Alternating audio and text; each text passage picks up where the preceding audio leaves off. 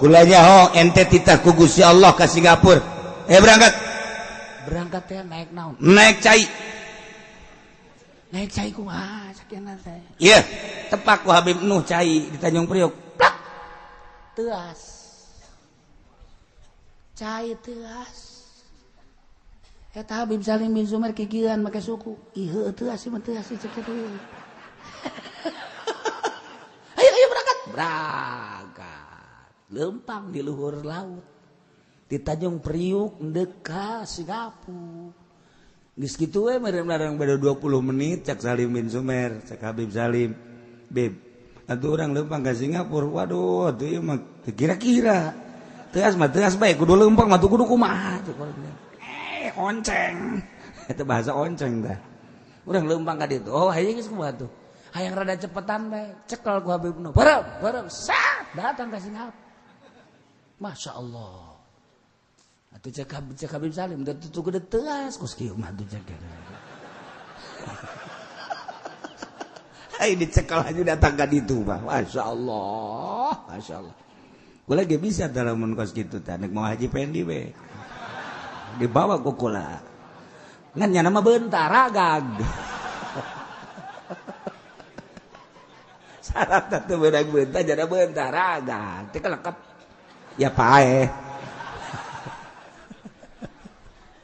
aduh Masya Allah Salim bin Sumer langsung kepanggih jeung Kiai Ismail langsung debat sapoe debat masih kaharti keneh 2 poe masih rada kaharti 3 poe geus teu kaharti 4 poe 5 poe teu kaharti ku sasaha debat wah geus apeng-apengan datang ka saminggu Bismillahirrahmanirrahim sakumaha kamari bahwa dina minggu kamari urang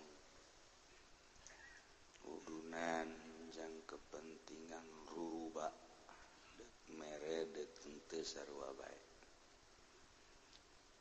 dek mere kitu dek teu mere kitu artina kitu teh sacinta-cintana nu mere teh jauh ti 1000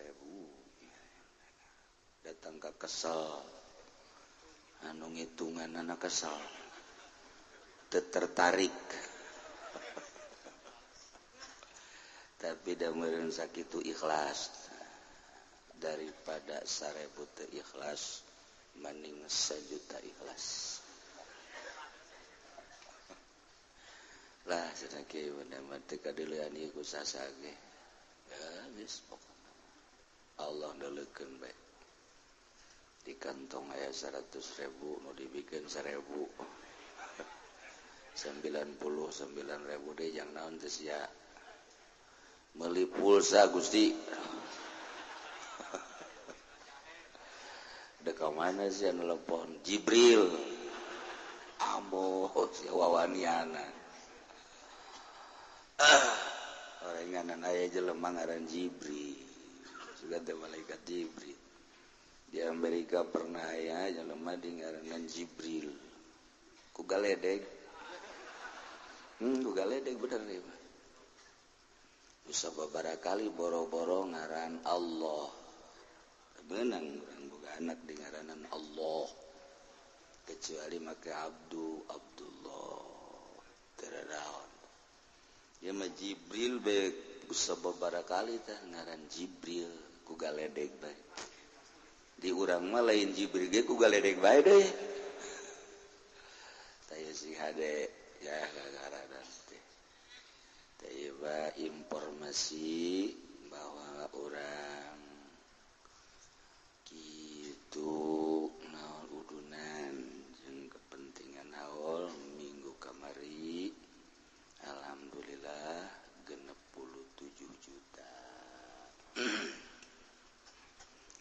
mangkaning ieu nu deuk hadirna aya nu ti Turki aya nu ti Baghdad aya nu ti Yaman loba jasa ieu bae deuk halal hadirna sekali hadir kabeh sekali henteu kabeh kumaha Allah baik. Jadi alhamdulillah menang 67 juta. Lamun dibagi 15.000 orang kena sabaraha tah? Saurangna. Padahal ke rata-rata 5.000 lamun ya keur carita ngahayal doang. Mun 5.000 10 50 1.100 berat. Itu geran atuh sia kalau di sekolah bae. Heran aing mah. Lamun saurang 5.000 pun 100, lamun 1.000, lamun kabehna aya 15.000 dong ngaji. Tuh sia mah. Sakaing ge bener teu. Teu jauh di 1.000. Atuh kitu ngujina. Tapi sakitu ge alhamdulillah. Yel. Cak nu can mere sakitu ge aing can mere cenah. Haji minggu ieu moal keneh. Ke cenah terakhir. Terakhirna ira kepoean haul. Deuk mere apana lain main daharna sing loba. Kan siapa cek babaturan teh beda tunu mere bagian nu dahar-dahar dibagi-bagi ku Allah. Bagus eta jalan pikiranna mantep. Mun kos kitu kabeh mantep tah. Tapi nu jelas lah dek teu mere akur. Dek menang loba, dek menang saeutik akur. Tetep haul diselenggarakeun kitu-kitu ke. Beda. Eta mah hanya sekedar untuk tunjangan jang nu lalapah. Memang kitu nu dihaolanana tilok dahar tara dahar urang nu ngahaolana beuki dahar. Kos gitulah. Ya. Tapi aya makna-makna tersendiri dina makanan-makanan nu dipake haul, minuman-minuman dipake haul, loba jasa dongengna boro-boro baheula cacak-cacak kuari ge pohara. Ngan ieu mah moal wakari dongengkeun kos kitu nu beusi pajar hayang. Si pajar hayang disumbang atuh henteu. Pokona kumaha ente we.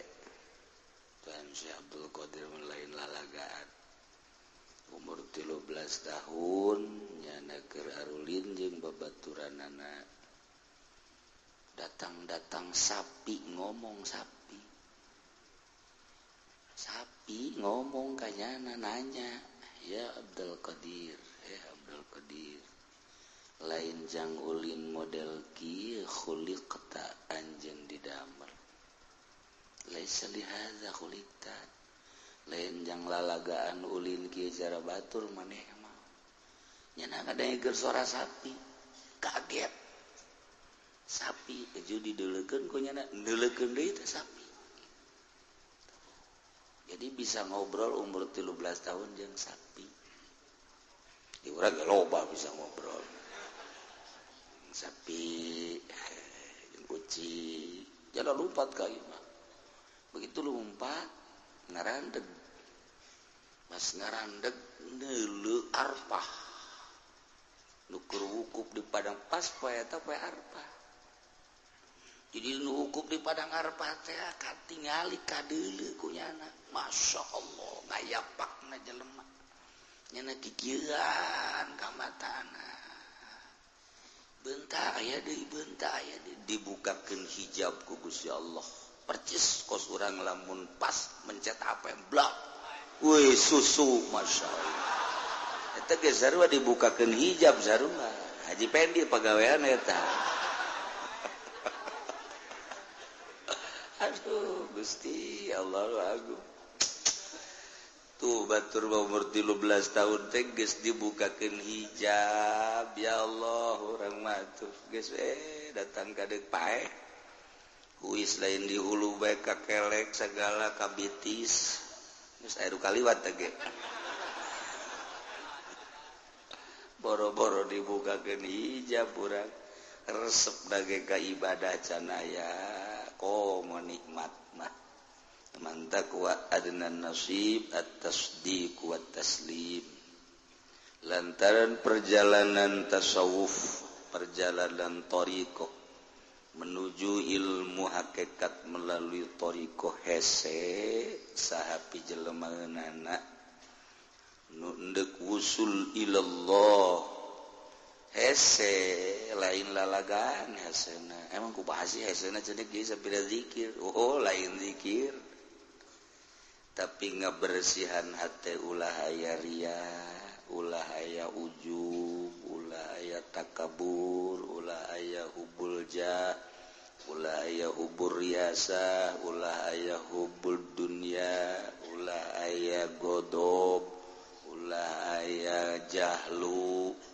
nafsu hawa wa taqwa masyaallah ngalegitkeun eta mah saleh lain lalaga sakumaha nu kamari piwalieun mamun endeu kawin be milihna geus lain nu geulis geulis mah pandangan mata tapi make pandangan ieu ieu dibawa ibadahna bisa henteu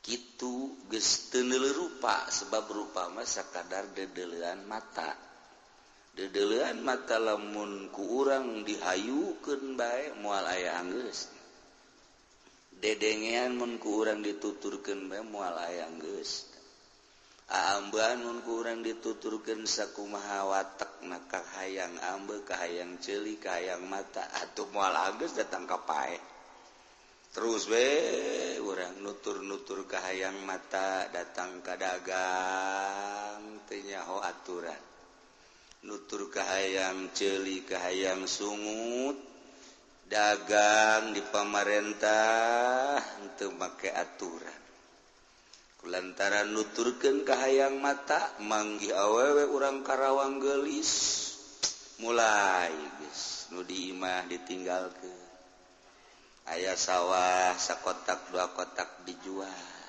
nyana teu nyaho aturan ngadepean mobil teu nyaho haram teu nyaho nuturkeun kahayang mata pleng ka Karawang di Karawang mebes bae satungtung boga duit teu balik-balik ke geus sengkleh we karak balik ka nu kolot gara-gara nutur-nutur kahayang mata kos kitu nu bantak ngeridit ge nutur-nutur kahayang mata kahayang ceuli kahayang irungna di stop eta ku urang eta nyetop eta lain lalagaan sesele urang gudang beta jam 1 jam 2 kahayang mata pan hees stop ku sia ta coba ta sia goblok mata hayang hees bae geus sakalian dipereumkeun ku ieu tak kudu carekan cak mata teh pos kitu watu tinggal ngelekete we ka handap gede nyarekan ayo ku aing sia dipetang sia ku aing nyaho kahayang sia mata hees kan ti leuletik datang ka umur 70 60 50 ku ari sia hees bae ku wari sia ku aing deuk dicoba ku aing ayo sia ku aing moal dipereumkeun ku aing sia deuk dibentakeun deuk diuk aing mah bila perlu hees na bari diuk sia atuh sarua-sarua keneh saha kitu merangan mata urang umur geus sabaraha tahun datang ka kuari nu 50 nu 60 nu 70 can nyorang merangan mata tina supaya hudang ti peuting pake maca Quran pake maca sholawat can nyorang urang datang ka kuari sahayuna mata bae endeu kumaha jadi walina mandi subuh beres nangtung isuk-isuk diuk karepeun imah si embal liwat dideulekeun kene endeu kumaha laguanana tuh kan nah ieu batak gesek jasa urang hayang usul ilallah kudu ngarobah ka resep mata, ka resep celi, ka resep irung, ka resep sumut. Etalah ngaranna watak. Mun masih kene nutur-nutur watak, atuh kos urang we kos kieu. Wayah lalongsong ngaji, wayah ngabesa atuh pereng ngaji. Kitu bae terus bae. Wayah teu boga duit ngaji, wayah boga duit ka puncak kaditu. Atuh kitu bae terus. Nutur-nutur watak urang teu pernah diperangan ku urang watak. Nah ieu urang mah leutik jasa. Leutik. Tuan Syekh manggeus tilu penting teu dahar, kemudian aya nu mere duit, tuluy dibelikeun ke khubus roti. Suka masjid jana salat heula deuk didahar. Kumaha eta begitu deuk didahar? Ditegur ku Gusti Allah. Masya Allah, Masya Allah. Cek Gusti Allah, wahai Abdul Qadir, syahwat mah lain jang jelema nu kuat. Innamas syahawatul liddu'afa'il mu'minin. Eta maka hayang dahar nginum roti jeung sajabadat tama jang mukminin anu lemah, nu dhaif, nu salatna kudu dahar bae. Mun teu dahar teu jadi ngaji ge mun teu 2 piring wuduk atuh teu jadi dhaif. Tuh tama ainu kuat mah ulah kudu barang dahar. Cukup ku subhanallah jadi kekuatan. Ya Allah. Mantak dipicen ku jana dibikeun. Geus tilu penting teu dahar, deuk didahar ditegor dibikeun. Maca subhanallah. Subhanallah, subhanallah, subhanallah, subhanallah, subhanallah. Teger awak. Gagah. Dicoba ku ente. Dicoba ku harima ketika orang lapar lah Tuan Syabdul Qadir ge maca subhanallah hayang nyaho coba subhanallah subhanallah subhanallah subhanallah subhanallah beuki leutik subhanallah begitu subhanallah beuki wasaran cak mamajikan ka banda sorana eta sih mang di deuleu ngagoler can kataekan urang sebab naon atuh teu pugu-pugu maca subhanallah nu nungtun. Tuan Syabdul Qadir mah ditungtun teh ku Gusti Allah. Langsung kieulah. Aya nu ditungtun ku guru kieu. Aya nu ditungtun ku Kangjeng Nabi Qadir alaihi salam kieu. Aya nu nungtun ngaranna mursyid. Urang mah kuari kajajaden. Buah daging, raga, gaju, petet, jajadian ngarana datang ke amis bege tek celita buah. Hasumna ge luar biasa. Boro-boro urang anu kos kieu sampurna nu nyiram teu kuateun. Ngadahar buah daging anu jajadian teu kuat. Hasum teuing. Eta teu kuateun. Oh, nu jajadian bagus. Oh, tetep dipelak, diurus. Ngurus nage make aturan-aturan urang ge sarua na kuari urang keur diatur melalui ilmu fikih syariat ngaranna nu rapi bae baru syariatna sebab Kangjeng Nabi ngajak ka Allah yu cak Kangjeng Nabi urang ka Allah ja urang asal ge ti Allah melalui syariat lantaran ieu mah geus hebat syariatna yu hayang leuwih hebat melalui thariqah lantaran di thariqah konsisten hebat teu culak-cilik datanglah ke hakikat ngomong masa menit bisa tapi urang coba-coba ye deuk beberes syariat be salat subuh jam 7 bae luar biasa hese deuk hayang jam 6:30 ge hese jasa lantaran keur peutingna tah nonton bola komo ayeuna acara Natal pan geus mulai urang kababawa pasar tengah malam dibuka diskon 50%, nu datangna Haji Mukmin, Haji Soleh, Haji Faiz, Fauzi bangsa duka itu tah Ki Haji datang kadenya Ki Haji goblok tolol bin boloon teman ye dibalik Natal teh aya makna-makna tersendiri di balik pengurangan, pendiskonan dan lain sebagainya. orang kudu ka bawa kuno kos gitu dulah orang biasa baik ke masjid ke musola ka imah orang mah kitu teu kuat meureun teu rame di masjid teu rame si Udin deui puyeng aing di masjid naon eta lantaran sawah watek tapi padahal lamun urang make deuleu mata hate mah di masjid aya Allah Masya Allah kapanggih jeung Allah emang Allah di masjid tuh kan gitu tungtungna kan gitu kan tungtungna tuh kan oh lain gitu lantaran di imamati lok maca Quran di kantor makomo di masjid masuk maca Quran eta kalamullah minimal kapanggih jeung kalamullah sungut urang kakarake hate mencah sebab masih kena kalapis hijab dek galegitkeun hijab kudu pantang heula pantang dedeleuan pantang dedengean nu mantak boro-boro kelas urang atuh kiai ge masih beukeun kene duit ti bupati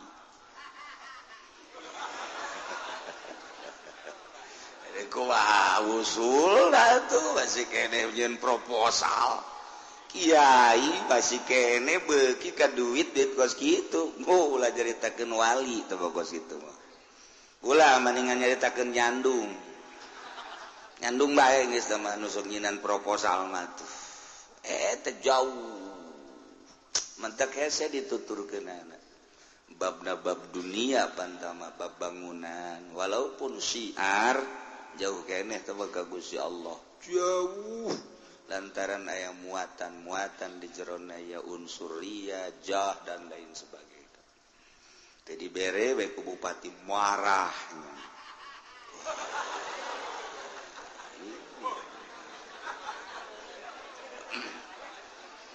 iyalah nuku urang deuk dihaulan lain jelema sambarang lain jelema biasa jelema anu geus kitu nahan perwatakan mata ceuli irung sungut nah gitulah carita toriko nama ambalaya kuari urang mendek bertoriko di Indonesia bae toriko pun dihitung leuwih ti 25 leuwih ku NU pernah dihitung di muktamar toriko di Indonesia aya Satoriyah aya Tijaniyah aya Utsmaniyah aya kitu Qadiriyah Naqsabandiyah aya deui kitu ngaranna naon Ghazaliyah dan lain-lain sebagainya ambalayah toriko tapi kan di deuleu ku urang nu bertoriko teh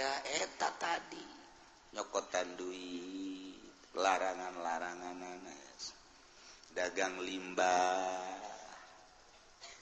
nyandung deui nu bertoriko teh lain hayu ngabersihan perwatakan syahwat tapi ieu mah dihayukeun syahwat lamun urang hayang di toriko mah lain haju dihayukeun tahan cara nahanna kumaha dika Allahkeun jelema nu geus ka Allah bae bakalna cukup ku saaya-aya kaya mun geus usul kakara opat sekaligus opat ulah dua-dua opat geus paeh di beuteung paeh oh ahli toriko paeh di luhur beuteung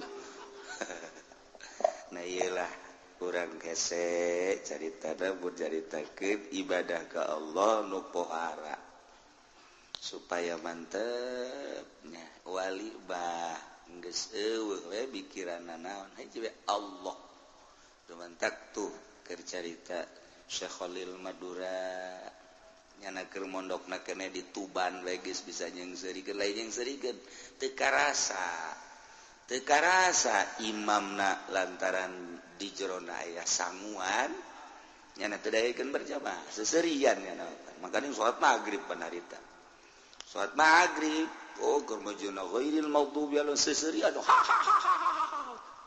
rakaat kadua disaru seserian beres sholat kiai langsung udang. Siapa tadi yang ketawa-ketawa? Nggak sopan tuh.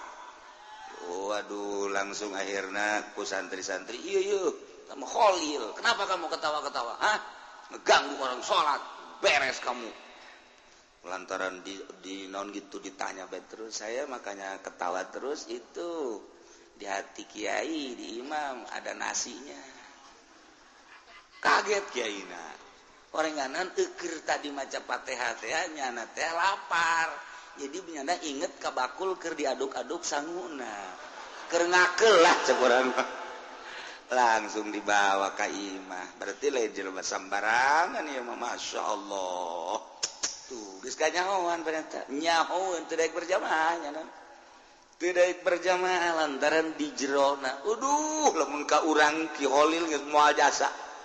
Aya Avanza di jero, aya Scoopy di jero, aya Beat, aduh, aya motor Beat. Aduh, Gusti Allah bagus. Komo nu SMS dambung kanyahoan kuno kolot mah nu jahe anyar. Cek Holil mah jurig salat kos kitu mah. Lain jelema tah mal daek. Ya Allah, urang mah teu daek makmum sote aya santri ustad datang ka mana Masjid Al-Ittihad atau Al-Azam lantaran gede ieu ganjaran berjamaah barang neuleu make calana make teu make kopiah eta embung neuleu zahir sakitu teh lantaran naon urang masok make adabnya mah teu make adab teu bisa disalahkeun embung padahal mah cak pikir masih basuh kene nu penting babacaan Fatihah rapi kulantaran ieu masuk make adab make kopiah make samping ieu mah kurang adab embungeun dina bab adab zahir atuh pasti bae kesel ngamakmum kana kos kitu mah embung teu bisa disalahkeun eta gelang zahir kene eta mah masuk syariat kene kuari bagus make kopiah make udeng-udeng kemudian make jubah wah bagus ya imamnya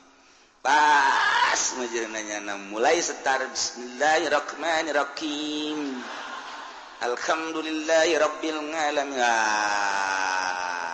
teu beres embung aing embung ngamamu pantes aya kasalahan eta kakarak zahir doang can diteropong hatena masyaallah karim mentak tengah hiji da umat Islam ieu lantaran ku loba jasa variasi ieu ahli sunnah ieu Muhammadiyah ketika dek berjamaah embung aing mah ngamamum ka moal ih Muhammadiyah ge tutu masalah tah make bismillah ieu ngahargaan henteu aing mah embung bae pokona macak aing embung geus bae embungnya nama Muhammadiyah embung ngamakmum ka ahli sunnah embung padahal tah mencen sakumaha biasa kene masalah tah mah Bos Muhammadiyah ngamakmum ka NU ngamakmum ka Muhammadiyah penting akur aturan-aturan masalah seperti organisasi tapi tetep bae gede ka ideologina teu hayang ngamakmum teu bisa disalahkeun nu sabenerna lantaran nu ieu make adab nu ieu henteu geus nu make adab embung ngamakmum kana teu make adab ajeun salat sorangan digeunggeurekeun elos orang salat sorangan Allah di tukang deket tembok geus supaya ulah anu ngamakmum bila perlu mah asup ka temboknya na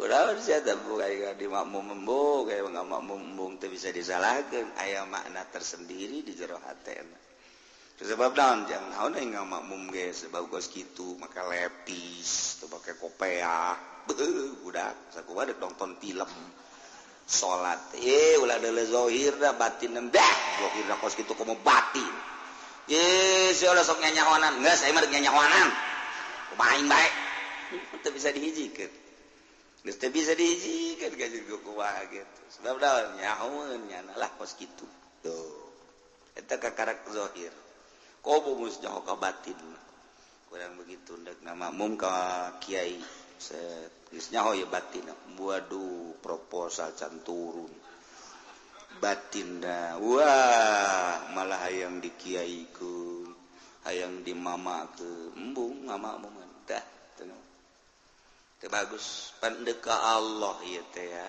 nyana nyupiran dibawa ke Allah kok ke proposal sih mampir kok mengkol sih kapan kok mengkol sih ke hubul berbagai Bandung saya kabatin wah bung deka Allah mampir dalo batei tuh kan gitu bentak ginahin nggak makmum nu plong-plongan ke Allah pikiran duniaan dan lain sebagainya nikmat di makmuman anak kurang Allahu Akbar tegep nginahin sebab janana bener-bener ke Allah urangnya kabawa ta situasi kos gitu teh kabawa osokna keur salat ya aya mengkol jadi kabawa ku imam sebab imam no yu ngejek-jek we ka Allah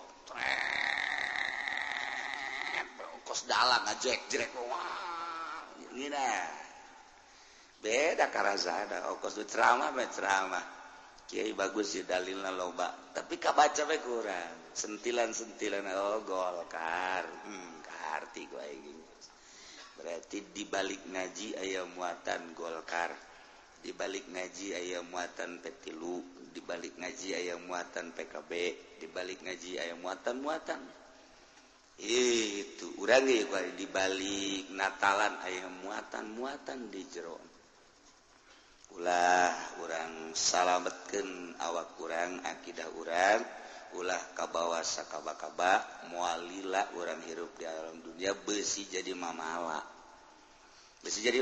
salametkeun urang mendingan maca Quran zikir maca sholawat ka Kangjeng Nabi Muhammad sallallahu alaihi wasallam ieu mah urang keur ngabahas tentang istilah laus dina masalah pembunuhan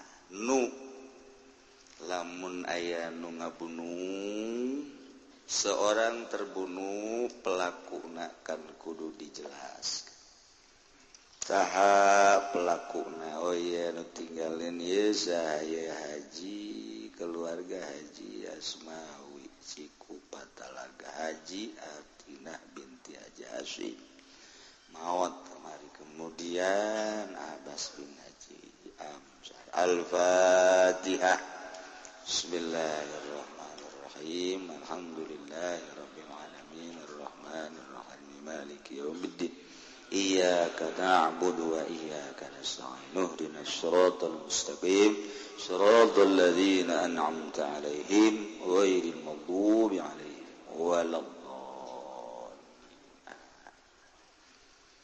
ya mayit ngagoletak di sisi jalan eta pelakuna kudu kanyahoan cara ngayahokeun selidik urang mana ieu korban kajadianna di mana andai kata ternyata korban teh urang Cikupa kajadian di Belaraja aya urusan naon sih ieu korban jeung urang Balaraja saha si babaturanana nyana bergerak apakah di ekonomi apa di politik nyana bergerak di bidang naon mun dagang naon sarekan-rekanna ieu mah keur carita atuh polisi geus leuwih jitu kos kitu sabenerna nganu mantak henteu tuntas di Indonesia lantaran gaji polisina leutik janggelidik ke arah eta teh modal andai kata aya terjadi di Balaraja nu ngamodalanana saha lantaran pihak Polres teu nyadiakeun modal janggelidik eta pihak eksekutif pemerintahan teu nyadiakeun polisi kan nu karena Allah nu karena Allah lillahi ta'ala Allahu Akbar mana polisi nu karena Allah meureun cara diwali mun karena Allah buktina walingi malulu tapi kan perlu penanganan karena pihak korban keluarga merasa penasaran ya otomatis lapor ke polisi kudu dimodalan. Lamun memang saluluguna mah modalna puas ya korban ge. Nyelidi ka mana ya karangkas sabaraha duit tak karangkas jeung dahar-dahar puas. Tapi kan kadituna penyalahgunaan jadi proyek. Iyalah di Indonesia nu teu anggeus-anggeus. Jadi lamun jelas mah neangan anak ngeunaheun. Kehilangan motor, lapor polisi. Nyana neangan ka mana-mana jeung caringanna geus luar biasa kuari mah teu mungkin datang ka teu beunang teu mungkin. Lantaran komo lamun urang nyaritakeun tentang permainan mabes. Ya, babari jasa. Kanyawan titik komo mun mawa HP mah. Lah, tamang geus. Kula baheula keur di mabes geus nyaho jasa. Ya itu mah urusanna kecil titik mana dan lain sebagainya. Bah kanyawan bade lumpat ka mana? Kanyawan kajen kumaha ge. Sebab lawan Indonesia teh leutik geus dikurung. Kejadian di mana di Balaraja. Naon ieu kitu si korban teh ternyata hanya pedagang di pasar, moal jauh musuhna hanya orang-orang sekitar pedagang eta keneh. Sedangkan sekitar eta mah moal jauh lompatna paling karangkas betung. Dari jauh ke Merak, dari jauh nyebrang ke Lampung. Leutik kabeh kos kitu mah komo nya mawa HP. Ieu tah suara HP teh geus bisa dideteksi. Aya di mana teh suara HP sakali bae nya HP teh aya hoan. Geus teu kudu make satelit Amerika di urang geus jago jasa mun aya nyaho mah. Suara HP titik suaranya Lampung. Segera ka ditu. Tak komol nya nang HP deui mah tah geus langsung ka nyahoan teng tak di dieu berarti suara. Tinggal diteangan di dinya. Ya, geus gampang biasa tah mah. Gampang lagi gampangna deui. Belah ditueun gampang belah dieun. Belah dieun gampang tah geus. Gampang ona berada belah ditu, belah dieun gampang. Nu teu kudu beunang kabeh ge beunang we. Kok bisa teu barareunang sih? Iyalah nu ngondisikeun eueuh nyana teu karena Allah ketika dikondisikeun teu saluluguna eta jidaikeun proyek ieu kan nu teu betahna. Neuk ngarobah eta ge ta bangsa Indonesia teh seseleh. Ieu kuari kan aya pohara ya ayeuna. Di Belanda Gus Dur kuari ngayakeun kitu acara wayang kulit. Gus Dur geus eueuh. Tapi nyada ditu ngayakeun, nyaritakeun ieu kesalahan dalang nyaritakeun tentang ngamaenkeun wayang. Arjuna lain kitu bertingkah seperti Arjuna. Sami Aji lain bertingkah Sami Aji teu sesuai jeung aturanana. Kabeneran deui, kabeneran. Ieu Semarna eueuh. Coba ge di Belanda. Mantap ulin mah ulah ka Citra deui. Sekali ke Holland atuh. Masya Allah. Ieu isyarah anu luar biasa. Dalang ngamaenkeun wayang dipaenkeun teu sesuai jeung aturannyana, teu sesuai jeung karakterna. Kabeneran ripuh lantaran Arjuna, Gathotkaca dan lain sebagainya ditanya di negara mana teu ngajawab, apa di negara Astina, apa di negara Hijri naon gara? Tuh, pan sia mah nyaho jasa pan. Dasar meureun sia mah dalang ongkoh meureun. Da ieu teu ngabejakeun apa ti Astina, apa ti Pendawana kabeneran deui. Neangan lantaran ricuh jasa ieu penonton kalut kabeh penonton. Lantaran setiap wayang main ieu teu sesuai jeung aturanana. Penonton demo kabeh neangan Semarna eueuh. Ieu kuari teh keur neangan Semar ya eueuh. Masya Allah. Berikut anak-anak Semar gareng cadei. Cepot cadei. Goreng cepot aya di dieu. Aya keur nunggu dundultan eta si cepot. Aduh, beres. Cepot tuh beres. Aduh, cepot jadi raja semenit. Iya, unik Gus Dur mah. Kok bisa kos gitu? Wallahu a'lam.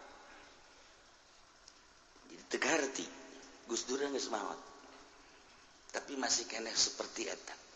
Nyana aya di satu ruangan. kos gitu teu karti Bu itu sih boro-boro kos gitu ngaji gitu karti tuh boro-boro jadi tekan eta tuh ieu keur kuari keur neangan Semar ieu mun ku urang di manaan sieun sebenarnya paingan gubernur aya tandingan DPR aya tandingan ya kan yo ieu kan kudu diselesaikeun ku si Semar Semarna biasa ada Semar mah tilok hajuk kuari saralah main Arjuna keluar ti karakter Arjuna cepot keluar mangkari cepot nah Semar jeung santri nu opat ieu kalut sieun kula sabarana isyarah eta sieun masyaallah kieu ilah ka Belanda ulah sok nyaho siang sok nanyakeun aing segala naon siapa bae datang ngawudu KS balik geus nanyakeun aing kira ke Belanda kumaha sih sia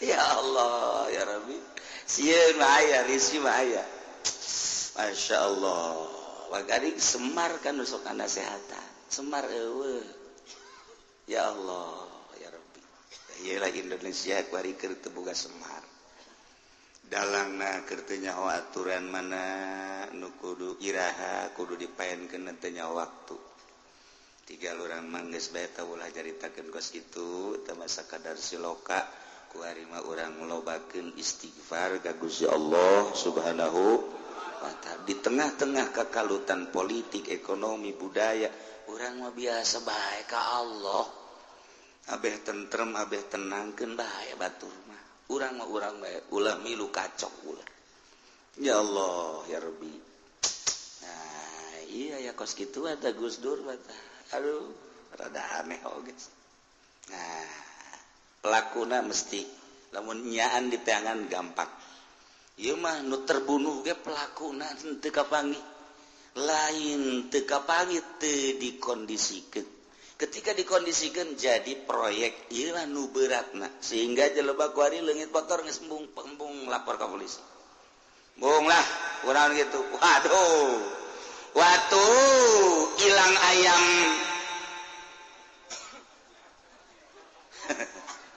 kambing hilang kambing kerbau kos gitulah jadi bung aing malah geus kajen dari kotok maning kotok bae leungit teu kudu ambay-ambayan ka embe segala nah eta anu kos kitu tah jadi di urang polisi di satu sisi urang butuh di sisi lain nyana eueuh nu ngadanaan usah nu ngadanaan atuh jeuh mentak nyana ngaharepkeun danana ti urang sadegan urang lolobana susah terbengkalailah permasalahan hanya orang-orang nu berduit lah anu bisa melaksanakan kelanjutan tentang kasus tersebut jelema leutik wal bisa sebab naon saha nu ngondisikeun polisi tadi kondisikan eueuh kucuran dana ti ditu tuh kos gitulah keayaan Indonesia nya mun hayang nyaho encan abri leuwih parah tibatan polisi abri kumaha gitu encan DPR oplok gitu aku mah emang naon diselesaikan emang punya anak gitu jalamun nyana nyelesaikan masalah marah rapi jangan teu geuningan teu rapi berarti nyana gawe nu ku urang kamari dipilih teh teu boga gawe talalianan habak DPR beusi boga tetangga DPR geus maning talian gantung berarti beneran deh aing menu kena sasaran ya keur carita doang kaayaan negara kos kieu kitu doang geus atuh lah tetep ngagantung-gantung lah cenah aing mah DPR teu gagantung mah ngagantung maneh we sia deui orang guys tah ieu berbagai kasus pun dicaritakeun ieu tentang pembunuhan pan kamari ge wa kadzalika kitu kene berbagai kasus nek mutuskeun kumaha jaksa dek putuskeun kumaha hakim lamun teu disodorkeun ku polisi sedangkan polisi bisa nyodorkeun pelaku teh nah ieu teh kan kudu dibiayaan nah nu mantak mandul hukum di Indonesia urang mun nyaritakeun Indonesia negara hukum nu mana nu tuntas kos gitulah balik deui ka rakyat nah ketika dikaji oh jah heueuh nya mana nu beres yeuh kos gitulah boro-boro nu teu jelas we antasari can kukumaha datang ka kuari kasus geus pugu Pak Harto Majahaju Pak Hartona Isdet kemudian berbagai-bagai sahadeui coba Zainuddin mana MZ dan lain-lain sebagainya emang aya nu tuntas eta bae geus jelas teh tuntas atuh ngomong urang naon sebabna dijadikeun proyek tah kos kitu imah supaya nyaho bae ulah bebejakan sejen ieu mah asal urang bae pada urangna bae ke mamang di itu ngomong gitu deui pada urangna bae ke ngomong deui pada urangna bae nyaho kabehan tunggu kos kieu lah negara urang betah kos kieu teruskeun teu betah robah ja ieu mah negara anu urang lain anu SBY lain anu Jokowi mentek teu meunang semena-mena nyana tunjak-tunjuk negara urang nang naikeun urang nu nurunkeun ge urang eta lah di negara demokrasi ngomong mah ngeunaan laksanakeun ku sia wow ku saya di kursi enak aya lu we sembarangan lu mau nurunin gue gue belum tahu lu di belakang gue enak aya lu naikin doang nurunin kagak bisa lo waduh nih Jakarta nih aduh cek Ahok teh ayo lawan gue teu bisa lawan teu kumaha coba ngacerit tinggal ngacerit iya demokrasi kos kieu betah terus kan teu betah pikiran Gus ya kumaha sih kieu maksudna aing mah sakitu doang betah terus kan teu betah pikiran Gus ya lah cenah geus moal mikiran teh mah sia mentelok mikir cenah ka kieu deuk ngaji naon da sia mah dengekeun bae sih ngauduk geus naon geus puyeng amat sih para jamaah kaum muslimin wal muslimat rahimakumullah alhamdulillah sabada urang libur saminggu sabada haul urang alhamdulillah masih dipaparina nikmat panjang umur tur dibere sehat sehingga bisa kukumpulan deui urang di majelis ieu dalam rangka thalabul ilmi mudah-mudahan urang kabehan kasinaran ku Kangjeng Nabi urang kasinaran ku para wali-wali Allah terutama Tuan Syekh Abdul Qadir Al-Jailani sehingga orang rindu ka Allah rindu ka akhirat orang kan ya sayang rindu ka akhirat orang rindu ka mobil rindu ka imah rindu ka awewe urang rindu teh kitu jadi ka Allah mah kurang rindu cirina dibere perenuhun tekan rindu lah lain ka Allah eta lamun dibere pere berontak ya Allah masya Allah kiai kunaon make pere ai kitu kunaon 2 minggu atuh saya urang rindu teh nubadak fastaqim kama umirta tita istiqomah sebab urang lamun istiqomah engke kebal-kebal aya rindu urang salat tahajud bae istiqomah 2 rakaat bae kebal rindu salat duha 2 rakaat bae ulah loba-loba kebal aya rindu urang qobliyah bae qobliyah diistiqomahkeun ku urang rawatib qobliyah badiah rindu tah hayang bae urang maca Quran deuk jam sabaraha ye diistiqomahkeun ba'da subuh ba'da zuhur ba'da asar apa ba'da maghrib istiqomah tapi engke rindu tapi lamun urang culcal moal rindu moal ai daek tahajud daek henteu daek duha daek henteu moal rindu kos ngaji mingguan we daek gaji itu daek gaji daek kos urang Lampung eta teh moal rindu moal istiqomah rindu mentak dina thariqah mah paten dina tarekat mah paten teh zikir setiap pada salat sekian teu meunang teu jadi aya rindu mimiti rindu kana salat rindu kana maca Quran rindu kana maca sholawat ge kebal-kebal mah rinduna kanu dimaksud ku salat dimaksud ku sholawat dimaksud ku zikir rindu ka Allah. Engke mah urang rindu teh ka Allah, moal kapanggih jeung Allah lamun teu maot, rindu ka maot. Aya geura pae. Aya geura pae. Sebab moal kapanggih jeung Allah teu pae. Aya, kabari aya teh jelema. Duh cenah kiai aya daripada kieu-kieu ting mending pae bae lah. Taba lain rindu ka Allah, utang sabelit hulu. Tekaci tabatu rindu ka Allah rindu masya Allah tah hayang ngabalikeun perasaan urang tina rindu ka mobil rindu ka imah rindu ka awewe rindu ka urusan-urusan dunia hayang babalik supaya rindu ka akhirat ieu lain perkara babari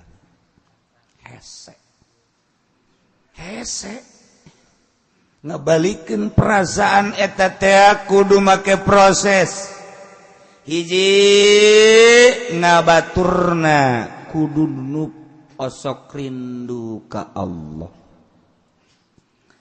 urang hayang rindu ka Allah hayang rindu ka akhirat ngabaturna jeung DPR bae datang ka modar moal bisa cek aing moal pancena suuzon lain suuzon geus kos kitu eta mah moal bisa sapopoe urang ngahiji jeung DPR bae rinduna ujianna ka dunia moal ka Allah ngahiji maneh jeung bupati jeung gubernur beuki jero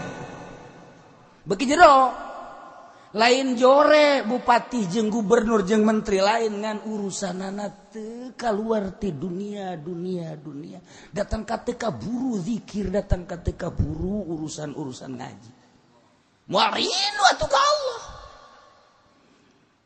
lain jore lain ngan urusanana naon tuh lain jore sih pokona lain jore lah naon tuh pokona kitu bae geus sok aju hayang jauh ka jerona sih mah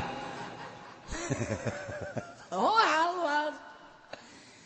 moal rindu ka Allah lamun teu babarengan jeung ahli Allah sakitu babarengan jeung ahli Allah ge teu daek rindu-rindu teu daek malah ahli Allah na kabawa ahli Allah na bego kabawa ka ditu kabawa tadina teu boga mobil tersep barang ngahiji jeung nu sering bulak-balik gonta-ganti mobil jadi resepna nu ngabahayakeun resepna proses jadi supaya nyaho urang hayang rindu ka Allah kudu jeung ahli Allah hayang rindu ka akhirat kudu jeung ahli akhirat lamun urang hayang rindu ka akhirat ngahiji jeung DPR ngahiji jeung bupati jeung PNS jeung gubernur menteri datang ka paeh moal rindu-rindu bah cenah kieu keterlaluan aing mah geus terlalu tanaon kitu bae kajian yang disebut terlalu abe sia nyaho le sok jasa cenah kieu kajeun aing mah sebut sok ge rasakeun bae ge ku sia ge rasakeun ge sabahayu ge babarengan hayu jeung DPR tuh kiai itu urang hayu terus moal wauh ta jeung Allah moal sapopoe nanyana nu diobrolkeun dina otakna nu ditampung urusanna dunia tampungan otakna meureun mun nyana rindu ka akhirat moal korupsi. Meureun mun rindu ka Allah mah nyana jara lujur jeung adil. Keke kiai ai kitu teu jujur jeung adil wallahu a'lam. Engge teu nyaho. Ngan cek batur bae nya. Cek batur cenah pamarentah urang korupsi. Saha coba kiai? Lah teu kudu disebutkeun. Sia leuwih nyaho batan aing. Urusan kos kitu mah. Macak sia nyaho ge. Henteu nyaho aing mah ngan cenah. Cenah. Tuh. Hiji. Nomor kedua bensina nu asup ka awak urang. Hayang nyaho ka akhirat teu meunang sambarangan ngabensina.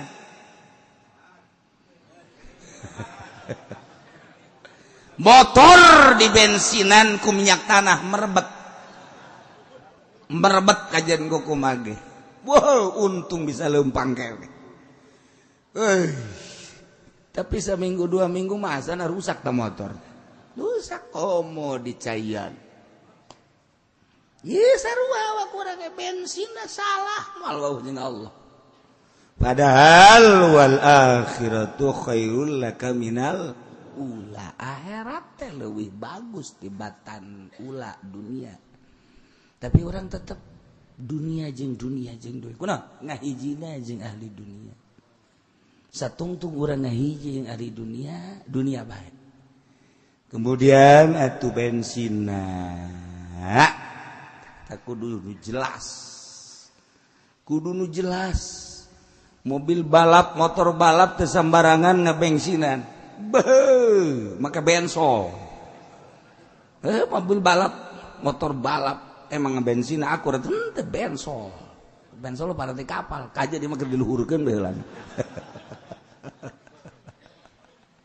Ya Allah. Nah ieu majang perbandingan. Maksudna kok diri orang teu rindu-rindu sih ka Allah aya naon. Tah, maksudna kitu introspeksi. Ji. Aya naon ieu embung paeh embung. Embung mun bisa mah mun bisa urang hayang embung paeh bae. Mun kadeuleu mah teu malakal mah geus sia. Nyabot aing nya sia. Hah? Ulah sembarangan paling mah jawara. Ye, cek malakal maot jawara tinggal jawara dijejek cek we. Paeh bae. Masyaallah. Ai lain Kangjeng Nabi Musa mah. Kangjeng Nabi Musa mah ku gagah-gagahna ditonjok malakal maut. Ditonjok matana deui. Teu bisa deuleu. Bebeja ka Allah Gusti, atuh kula moal bisa nyabut nyawa cenah ieu. Kunaon buta. Udah kunaon buta ditonjok ku hamba Gusti ngaran Musa. Gagahnya satah Musa bisa nonjok. Wow, masyaallah di urang ge aya nu bisa nonjok makhluk halus. Kuntilanak we balik ge urang. Hese tah ge. Nah, ieu urang sabada haul merenung ngarenungkeun hamba Allah nu geus teu hayangeun dunia. Hamba Allah anu geus pepegatan jeung makhluk. Secara zahir mah biasa bae batin. Hamba Allah anu geus nafsuna nafsul kamilah nafsul radiyah. Hamba Allah anu geus bisa ngalawan setan. Ngejauhan tina godaan setan. Ialah kutubul aulia. Tuan Syekh Abdul Qadir Al-Jailani qaddasallahu sirrahul aziz. Urang mudah-mudahan kabehan dicatet ku Gusti Allah sebagai muridna sehingga kejaga di akhirat urang ke ditulungan belah dieuna ku guru-guru urang belah ditunakut para aulia Allah khususna Tuan Syekh Abdul Qadir Al-Jailani belah dituna pisan ku Kangjeng Nabi Muhammad sallallahu alaihi wasallam. Nikmat sabada haul libur saminggu sok dipake ziarah kukula ka guru-guru ziarah ka para wali-wali Allah tikrieu emang kitu ti almarhum kene sok ziarah sabada haul teh tahun itu ke Baghdad, tahun deui terus ke Irak, ke Iran, terus ke Mesir, tahun berikutnya tahun kemari mah ka Wali Sanga deui. Kemudian tahun ieu mah ka Singapura. Jadi harerane ziarah ka Singapura. Nang di Singapura wali. Teh nu marilu jeung kula ge tanda tanya aing rek dibawa ka mana cenah ku kiai. Tadi nama di keluarga doang, tadi nama barang ngadenge serentak jadi 250 orang. Lumayan ke Singapura. Orang Singapura ke molotot baik ieu cenah aya makhluk kos kieu jadi. Eta ke Singapura teh atuh pan maraka samping. Di Singapura mah nu make samping, nu make celana panjang, teu laku celana panjang, make cangcut kabeh. Di Singapura. Ajeuna mah nu diajak kukula ieu mah hebat cenah kiai ngajak zarah ka deui. Bisa dirutinkeun jagana. Tolol sia mah. Neuleuna nu kitu da doang. Emang bloon kabeh. Tapi mau tidak mau aja emang keayaan kos gitu atuh. Masya Allah malik teu hayang deui urang ka awewe. Lantaran ping-ping ti mimiti nu leutik datang ka nu bodeh aya. Nu hideung datang ka nu putih jasa nu koneng aya kabeh. Beuh ieu jamaah nu diajak ku kula molotot kabeh. Ngeuleun ping-ping. Itu kena zarah ka Singapura mah potongan-potongan sararia mah gitulah teu beres. Ajeuna mah motoan ping-ping melulu. Ya Allah, ya Rabbi Singapura. Woi, eta mah kan negara kecil anu terpercaya oleh seluruh dunia, paranti transit seluruh barang-barang di Singapura. Aya kabeh sadunya di dieu. Negarana leutik sapoe ge ka ubek ku urang. Ternyata pejabat-pejabat Indonesia loba anu baroga imah di dieu. Loba anu boga apartemen, boga hotel, kanyahoan ku kula. Nu ieu nu bapak eta, nu ieu nu ibu eta, nu ieu nu bapak eta, nu ieu nya. Duit di Indonesia dibawaan ke Singapura kujana pakai ngabangun di ditu. Masya Allah kanyaho. Sok suraseri teh oh sia horeng ada. Ya. Cek anu marilu teh pan ka imah teh nya. Duh sia mah ka ditu naneuleun ping-ping doang sih. Teu obrol-obrolan naon. Eta geus kitu. Masya Allah. Ayah saha kiai di Singapura teh ayah Habib Nuh. Habib Nuh teh urang Hadramaut Yaman. Anu nyana lahirna di kapal. Panjang dongengna aya ceritana di buku. Riwayat hirupna nyana lah nu ngislamkeun di negara Singapura. Masya Allah. Wah. Tahun 1026 eta aya 1226 kitu 26 teh aya Kiai Ismail Al-Khalidi di Singapura. Tah 1226 Hijriah. Ini 1400 berarti 200 atau 300 tahun silam. Ngasup-ngasupkeun torekat. Sahabae anu datang ka nyana diasup-asupkeun torekat. Khalidiyah ngaranna Ki Ismail. Urangna urang Indonesia ngan cicing di Singapura. Pengusaha, pejabat, wah kabeh ada asup torekat. Jadi hakeko kan. Eta gara raja asup torekat teh bang kumaha? emang kumaha kitu norekat teu ngaji heula atuh hakeko ka ditu deh. Lantaran naon? Atuh ngomongna Allah bae pan. Ai pagawean dagang. Allah bae. Ai pagawean dunia. Teu akur antara sungut jeung pagawean. Diasup-asupkeun torekat ku Ki Ismail teh. Loba nu sasar jelema. Termasuk di Indonesia ka Singapura maksudna deuk norekat ka Kiai Ismail jago ngajina.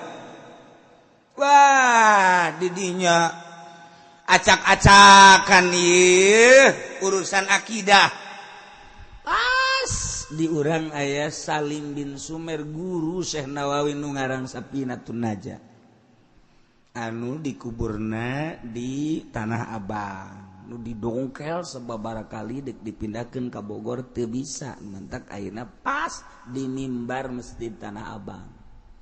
Kula pernah diajak ziarah ka ditu ku Abah almarhum baheula tah ieu kuburan Salim bin Sumer guruna Syekh Nawawi nu dibongkar dipindahkeun ka Bogor terus teu bisa mentak diamankeun.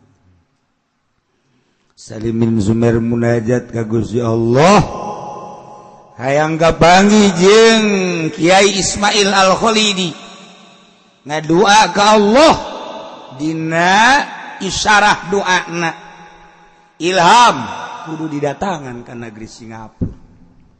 Sedengkeun saat eta kapan kapal udara can aya, kapal laut kapal dagang hararese, nyana langsung ka Tanjung Priuk ngadoa ka Gusti Allah, ya Allah ya Rabbi abdi sesuai jeung petunjuk Gusti titah ka Singapura neuk nganasehatan Kiai Raden Ismail Al-Khalidi abdi dititah ku Gusti tapi fasilitas kendaraan teu aya nyagakeun ka Gusti deuk dikumahakeun ieu abdi geus datang ka Tanjung Priuk jol seorang habib. Assalamualaikum. Salam. Wah. Kenalan saha abdi mun cara ngomong urang mangannya nama Arab. An ku aing mun diarabkeun pan sia teu ngarti. Aing teu bisa ongkoh mun deui. Atuh ai Arab sakolahan mah aing ge bisa. Man anta? Ana Habib Nu. Wa anta saha? Pagawean budak leutik teh wakos gitu. Nah, barang kenalan Habib Nu, an Salim bin Sumer. Wah, langsung tek geus papada nyaho sebab papada makrifat. Encan nyaritakeun bahwa Habib Nu geus maot apa hirup keneh pokona mah kenalan jadi. Cik Habib Nu, kula nyaho ente titah ku Gusti Allah ka Singapura. Berangkat. Berangkat teh naik naon? Naik cai. Naik cai kumaha sakiana teh? Ieu, tepak ku Habib Nuh cai di Tanjung Priok. Plak. Teuas. Cai teuas. Eta Habib Salim bin Sumer kikieuan make suku. Ieu teuas mah teuas cek kitu. Ayo berangkat. Berangkat. Lempang di luhur laut. Di Tanjung Priuk dekat Singapura. Geus kitu we merem-merem beda 20 menit cak Salim bin Sumer, cak Habib Salim. Beb, atuh urang lempang ka Singapura. Waduh, atuh ieu mah kira-kira. Teuas bae kudu lempang mah kudu kumaha tuh. Onceng. Eta bahasa onceng teh. Urang lempang ka ditu. Oh, hayang geus kumaha tuh. Hayang rada cepetan bae. Cekel ku Habib Nu. Bareng sat datang ka Singapura. Masya Allah. Atuh cek Habib Salim tuh gede teas kos kieu mah atuh cek. Ai dicekal aja datang ka ditu mah. Masyaallah, masyaallah. Kula ge bisa dalam mun kos kitu teh nek mau haji pendi we. Dibawa ku kula. Ngan nya nama beuntar agag. Syarat teh beunang beuntar jana beuntar agag. Teh kelekep. Ya pae. Aduh, Masya Allah. Salim bin Sumer langsung kepanggih jeung Kiai Ismail, langsung debat. Sapoe debat masih kaharti keneh. 2 poe masih rada kaharti 3 poe geus teu kaharti 4 poe 5 poe teu kaharti kusaha debat wah geus apeng-apengan datang ka saminggu ka karak taslim Kiai Ismail langsung mentahampura ka Habib Salim bin Sumer tidinya lah teu ngasup-ngasupkeun torekat sembarangan. Nah begitu Habib Salim neangan Habib Nuh ternyata Habib Nuh geus mau. Masya Allah wali mah kadeulina doa. Mau teta kadeulina nu mantak sing hade beusi ka imah ente aya si Noh.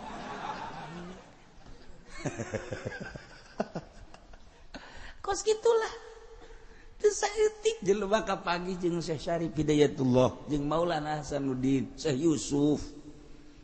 Geus baraot teh ka paranggih deui jeung bangsana mah. Urang pajeun teh sujud datang ka hideung. Hayang kapanggih jeung Syekh Syarif Hidayatullah bal bisa. Paling jeung si Syarif. Jeung si Syarif mah bisa, ngan ulah make Syekh. Iyalah tahun 20 genep tadi Masya Allah kakarak ke Salim bin Sumer ziarah masih dihandap kene kuburanana Habib Nuh di Singapura teh Islam mah geus aya ngan pati loba maksudna deuk dilobakeun Islam teh melalui tarekat ku Syekh Ismail tapi salah carana ngasupkeun tarekat sembarangan akhirna di debat taslimnya na mentah hampura sembarangan kabelah dia bahkan geus asup tarekat nu tatarina teu ngaji geus kunyana dipanggilan deui diumumkeun zikir mazikir ulah atas nama tarekat disurtil kunyana alhamdulillah terus du paham tarekat mah kitu teu sembarang geus eta bang kumaha lalakon deuk hakikat henteu ngaji cilaka ai zikir mahayu bae urang zikir ulah atas nama tarekat tinya balik Salim bin Sumer datang deui lah ka Jakarta ieu mah carita kehebatan Habib Nuh seperti eta hendak Habib balikna mah Habib Salim naik kapal dagang biasa ka dieu ngan terus bae meureun sering kapanggih. Nah iya kuburanana kuburan teh dianggap ku orang Singapura ku pemerintahan Singapura jalan dek dilempengkeun ka dinya set eta beko doser asal datang ka dinya foto naik kuburanana dek asal datang ka dinya dek di doser foto kuburan naik deui asal di doser dek diratakeun dek dijadikeun jalan iya bo doserna potong iya kuburan naik datang ka kuari eta naik lain aslina nu geus ka ditu kan naik ta urang luhur tek tadina merata naik sorangan pan urang mah kuburan urang mah ngalelep ka handap ieu naik ka luhur eta naik teh ya gara-garana sababna deuk dilempengkeun kuburan deuk dibongkar dipakai jalan nu mantak ayeuna ke jalan meng kalau gitu set kali yang itu dipakai dihormati ku pemerintahan Singapura sangat dihormati mantak Islam mulai ti hari teh loba jasa hari arasuk Islam woi Habib Nuh jadi lobaan keneh arasuk Islam sabada maot Habib Nuh dibanding jeung keur hirup kitu dakwahna wali mah teu kudu keur hirup bae geus maot ge dakwah bae wali mah mantak wali mah ulah disangka maot di jero kuburan ge nya mah salat bae apaan cenah kiai geus iza mata ibnu adam in qata amalun ngan dikersakeun ku Gusti Allah para aulia Allah mah di jero kuburan teh salat zikir biasa bae sakumaha kabiasaannya keur waktu hirup mantak loba nu neropong di jero kuburan loba nu keur zikir bae aya nu keur zikir bae nu keur salat bae wali-wali Allah teh kos kararitu teu sembarangan nah nu mentak loba nu arasuk Islam di Singapura jeung dihormati makom Habib Nuh terus sampai ayeuna lah hanya di kalangan para ulama jeung habaib ulama ge ulama thariqah lantaran nyana ngembangkeun harekat alawiyin alawiyah mantap kalangan habaib nu nyahona kabelah dieuna ulama-ulama loba nu ngajelaskeun tapi ulama thariqah wari mah ramena luar biasa nu zarah ka Singapura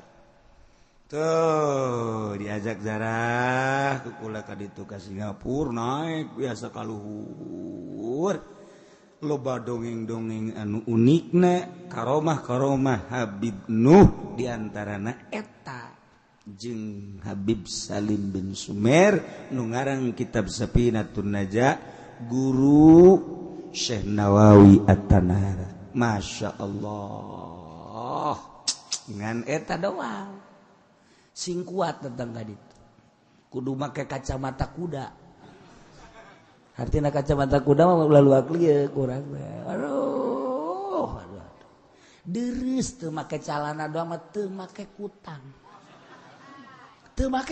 ya mah teu ngabeledeh bae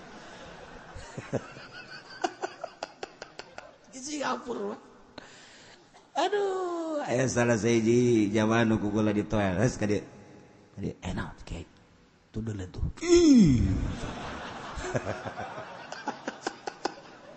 kula mah nanya kitu ge kieu maksudna mun urang taswiridan jam 1 peuting jam 2 manggih kos kitu tak kumaha weuy cak jana teu kudu jam 1 jam 10 ge eta mah wah kabur urang baheula mah cak kolot urang ke mah loba nu rerewigan sia jurig kuari di Singapura jurig kabeh tah aya dua anu kukula di toel Haji Mamin bener cenah mun taswiridan urang muringkak bulu neuleuh kos kitu Haji Agus kukula Haji Agus lamun urang hiji jam 2 neuleuh kos kitu tah kumaha iya tuh cakera sieu kula ka Haji Pending mah jeung mun jam 1 jam 2 mangyo ditangkep ku aing mah beda pikiran nya mah beda tanu duaan mah kabeh ge muringkak bulu nya mah lain ditangkep bae cek jan beda-beda aja jelema teh beda-beda tolol tapi jelema hiji Masya Allah karim teh loba omong kula kana sejen bantu besi jadi tontonan bener-bener teu make kutang ya Allah ya Rabbi nah ieu lah Singapura lain lalagaan Singapura teh kos kitu teh ya Allah, itu di bandara dek balik. Wah, geus komo di kota nu beres jarah ka Habib Nuh, kemudian ka Habib Hasan, ahli thariqah. Ka Habib Hasan, aya Habib Hasan di ditu. Dipertemukeun. Ternyata nyana ba'da subuh biasa tarasare wiridan. Iya ge sare, iya ge bari diuk ganreup sare. Habib Nuh datang ka nyana. Dalam keadaan sare bari diuk ba'da subuh. Parbo. Kula di dieu kan kemis. Habib Nuh ngabejaan ka Habib Hasan. Bib, besok bakal ada tamu dari Indonesia sebanyak 250 orang. Ngabejaan. Nu mantap nyana tuh nyieun jamuan sangu samin jeung sajabana urang mah di dieu kan teu boga pikiran kumaha datang ka ditu zarah beres zarah ka nyana wah atuh ba'da magrib dijamu kabeh meme magrib dijamu kabeh meme magrib wah udah lalar ecol kabeh atuh urang Indonesia dibere gratis gitu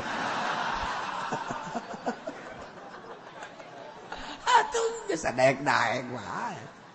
Aju geunah di pasakanana malah Haji Pendi mah merkat segala. Ulah seperti di bakawana merkat ieu. Ya Allah, ya Rabbi nikmat. Teu deuk balik ulah teu meunang. Malam Jumat eta. Teu meunang dicekelan bae dicekelan mimiti dibawa ka kamar ngobrol khusus, kemudian keluar ngobrol bareng kemudian sholat maghrib dek balik teu meunang geus jamaah mah meureun bada maghrib aya nu balik sebagian aya nu henteu geus kula mah di horeng rotiban terus baca sampailah isya bada isya teu meunang balik dahar deui jeung nyana berjamaah beres dahar dikenal-kenalkan kepong gede nu aya didinya akhirnya karak Bali jadi spontan kagetnya nage kaget kula ge kaget alhamdulillah ngendong di hotel isuk dah jalan-jalan di Singapura. Waduh, ini jarak jadi campur-campur ini jarak. Campur-campur. Campur-campur. Yes. Dihayukeun bae ku kula datang ke mana iman-imannya na geus sayangnya. Ternyata nyarek celekan ta iman. Aduh jalan-jalan aya sakalian aya jauh Singapura. Kula mah di mobil bae. Begitu kabeh jamaah tarurun, kula malah SPP jaga kabehan kula rek di mobil bae mal turun kula. Supir nanya mobil di dieu mah teu meunang eureun jadi kudu jalan-jalan di Singapura mah atawa kapul jadi teu meunang eureun abeh rapih di Singapura mah ketat teu naon kula rek dibawa kawan aja masalah daripada aing cicing di dinya neulean ping-ping cara si eta bongeng mah di mobil kula mah cerita da teu turu diajak jalan-jalan nyahoan kula dikenal-kenalkeun ku gaidna ieu hotel paranti judi internasional lamun judi duitna leutik di dieu lamun judi duitna gede di dieu cek nya teh ka kula ye Pak Haji kalau punya uang mari saya antar cenah sial aduh cek kula ya oke kemana kuari teu penting mau duit teh kuari kayak mau duit loba lah terus ternyata nanti jauh naon atuh gara-gara gaid atuh terus we ieu hotel sekian puluh tingkat 24 tingkat 24 tingkat sekian aya di dinya ruangan musik cek jana bow kurang menik leup musik dan lain sebagainya sataranjang sadunia dirinya nu sataranjang cek jana sekarang masih ada waktu kalau kita ke Solo hayu. Wah, ya tolol ya juga. Untungan kula nyaho da kula mah, tempatna nyaho, mentang engke mah kula neuk ngarekrut di dieu kabehan, geus hayang ka nu sataranjang hayu ka ditu kabeh. Ka Singapura terus dituduh-tuduhkeun bari lempang mobilna. Jak kula mah teu turun, ngobrol bae terus. Lempang-lempang nyaritakeun hotel anu reng rusak. Terus dicaritakeun pejabat Indonesia nu boga ieu terus dicaritakeun munyana terus wetan-wetan jahe horengan lain lalagan sekebel nguriling lantaran can Pak waktuna sajam leuwih sajam setengah akhirnya setengah jam asup kapul istirahat di dieu ngobrol beres karak jemput orang di Singapura teu meunang parkir jadi gula nyaho kuari mah hotel nyaho mun deuk ka ditu teh mundek judi kasino hayu ka ditu deuk ka awe anu sataranjang we lah boro-boro di luhur hotel di jero hotel dihandap ge sataranjang ieu Singapura lain lalagan kadeuleuna mah kos jelema kadeuleuk ku zahir mah lamun kurang direnung naon bedana jeung embe ieu mah embe je embel mah sih kurat terma kayak salah lah kos ieu waduh masyaallah wah meureun negara Singapura ge mun rombongan di dieu ka ditu deui nyaho ditarima nyaho teu asana moal ditarima meureun lantaran mereka samping kabeh cek jana ieu ngurangan pemandangan ieu tah kos gitulah kaayaan ziarah Singapura aya Habib Nuh jeung aya Masjid Sultan patilasan kitu kerajaan baheula itu kemudian aya majelis-majelis taklim mah aya pondok pesantren mah aya bekasna doang ku hari teu meunang jadi ku hari neuk ngadirikeun pondok pesantren teu bisa hanya majelis taklim tapi alhamdulillah Islam sangat solid sebab di ditu mah saling menghormati antara sesama teu meunang saling singgung teu meunang saling kutuk teu meunang saling menghormati nu arasub Islam makin hari terus aya bae makin kadieu aya bae terus mayoritas Hindu di ditu Buddha Hindu Cina tapi terus bae cek Habib Hasan aya bae tanu arasub Islam asup Islam gitulah seputar ziarah Singapura kuari geus loba deui nu hayang nu kamari milu ge nu kamari milu geus tanyakeun irade cenah ka Singapura ge. Maksudnya ziarah dan lain, ziarah resep di pasar doang, masya Allah, rame jasa di pasar. Siapa lah ya dek ziarah, ada ke pasar, macem-macem tadi Singapura. Kula ngabayangkeun sakitu ge can ka Amerika, sakitu can ka Australia, sakitu can ka Inggris, can ka Belanda, ka Eropa. Iya kakarak di Singapura doang geus koski komo di negara itu. Masya Allah. Entak inget ka salah seorang pejabat nyaritakeun ka kula lamun ka negara Amerika teu zina geus dianggap malaikat. Nyana ngomong kos kitu tah. Lamun urang ka Amerika teu zina geus tabasar wajeng malaikat. Kunaon? Us kuloba-lobana perzinahan jeung babari jasa. Babari jasa. Tah kuari orang mulayan deui urang ngaji deui sakumaha biasa istiqomahkeun ku urang supaya urang rindu ka akhirat rindu ka Allah Subhanahu wa taala. Hese nyen rindu ka Allah teh gampang hese setik kalaas deui. Setik kala asli sedangkan umur orang teh nyawa buah isuk buah paget mun urang can rindu ka akhirat can rindu ka Allah ieu dikhawatirkeun ka di akhirat usahakeun ku urang coba supaya rindu nyongsrong tasyawuk urang teh boronto ka akhirat ka Allah.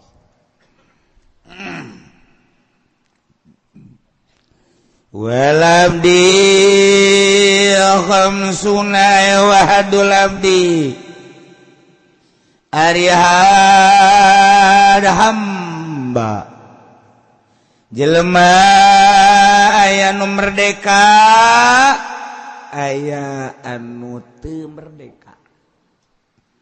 merdeka kos urang keur managara geus merdeka urang merdeka. Tapi urang kuari makin teu merdeka di negara. Kos di Singapura tuh merdeka mau merdeka teu merdeka loba aturan. Ngarokok teu meunang. Kayak tempat-tempat usus.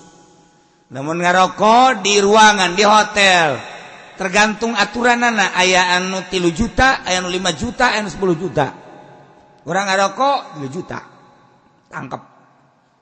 Ngarokok di hotel kanyahoan kayak CCTV. Bisa 5 juta. Aya 10 juta. Masya Allah. Aing ngarokok teu meunang aya ping-ping los. Ya tolol. Ngarokok mah tidak boleh ceknya. Polusi. Cangcut embalai. Jadi aturan negara kos gitu. Di Indonesia mah pada aturan ngarokok sabodo. Datang ka hidung bibir los ya. Ai kuat mah datang ka ngek-ngekan nya batuk los. Asal sadaekna sia pokona. Mui ngaharamkeun ngarokok geus teu dilingseun. Mui bodoh mesti kitu-kitu bae. Kunaon eta kurasa sabar ngarokok. Geus di Indonesia mah ulah aya aturan-aturan kos kitu geus. Datang ka kuari mui ge capek ngomongnya na. Geus eueuh we aturan haram ngarokok eueuh geus di Indonesia mah. Ih, mantep. Mantap di Indonesia. Di Singapura teh bisa, teh digawe teh dahar jana. Di urang mah ngees bae gak masalah. Ngees terus. Harare es bae, dek digawe, dek es bae bebas di urang mah. Wih, surga paingan urang Amerika, urang Eropa, urang mana-mana nu asup ka Indonesia ngarasa surga sebab eueuh aturan. Di kuku bahagia bebas bae di Indonesia. Nginahin jasa. Memang bener. Di Singapura baloba aturan jasa. Di Iran teu meunang muka restoran samemeh lohor. Di Iran moal aya restoran buka memeh lohor moal aya teu meunang tangkepnya. Lantaran naon? Cek jana lamun dahar bae moal pinter. Moal pinter di Iran moal aya seserian. Urang Indonesia isuk-isuk nyarap neangan restoran urang Iran seserian. Woi ditangkep di dieu mah. Orang Indonesia mah isuk-isuk godok, mantas godok buras, mantas buras kupat. kasa kedeng deui dar. Tak bararono jasa orang Indonesia. Iran betul. Aya aturan, pinter mata kurang Iran mah bisa jieun bom, jet, kapal dan lain sebagainya. Otakna menang dahar sampai zohor, ke dahar-dahar tas zohor. Mal kuat orang Indonesia cicing di ditu. Bal kuat atuh ieu ngaji bae ge babahanana, aya nu nimbal sagala. Ngaji mingguan bae ge di imah ngopi, di dieu nguduk, encan nimbal. Aju persiapan sate geus mungkus. Wahara. Indonesia. Geus kajeun sanagara-sanagara tuh. Ulah dirobah ulah orang bari nih orang nutan Singapura mal kuat, nutan Iran mal kuat geus bae nyana-nyana urang-urang. Geus bae urang mah kieu mah ngeunaheun bebas. Bebas aya nu ngarokok eureun HS doang. Kayak ngarokok deui, kayak mun nyana inget tuh beureun keur HS ge ngarokok. Oh Indonesia ku bebas teh masyaallah kari. Geus eueuh anda naon di Indonesia ngeunaheun jasa. Iran teu meunang dahar memeh zohor teu meunang. Aya aturan sekolah belajar ke zohor karak dahar. Masyaallah mentak palinter urang Iran. Palinter di dunia diakui kepintaran Iran. Negara Islam paling pintar Iran. Aya di Mesir mah kotor jasa geus teu daek biceun sampah-sampah aja. Sampah di sisi imah, di sisi masjid di mana, nu sasapu di Mesir mah swabodo bae geus, swabodo jasa. Kotor we di Mesir mah. Negara wali eta. Negara-negara kerajaan baheula masak disebut agar Mesir kuno. Lantaran negara anu paling awal Mesir. Urang mun nyaritakeun di tafsir Kangjeng Nabi Yusuf Mesir, urang nyaritakeun Kangjeng Nabi Musa Mesir. Urang mun nyaritakeun terus eta Mesir barang kurang didatangan ka ditu ya Allah kotor sebab kuari keur acak-acakan situasi politik kotor kuari engke bersih deui nya mah ke kuari keur acak-acakan keur demo atau kumaha meureunan masyarakat teu sasapu di mana-mana kotor makam kotor Masjid Al Azhar di sisi-sisi kotor WC kalotor di Mesir. Kurang dihayalkeun bakal harerebat jasa di Mesir. Wah, kalotor. Tapi di tengah-tengah kekotoran negara, jelema garelis. Garelis, irung mancung. Matana ubureulek. Biwirna geus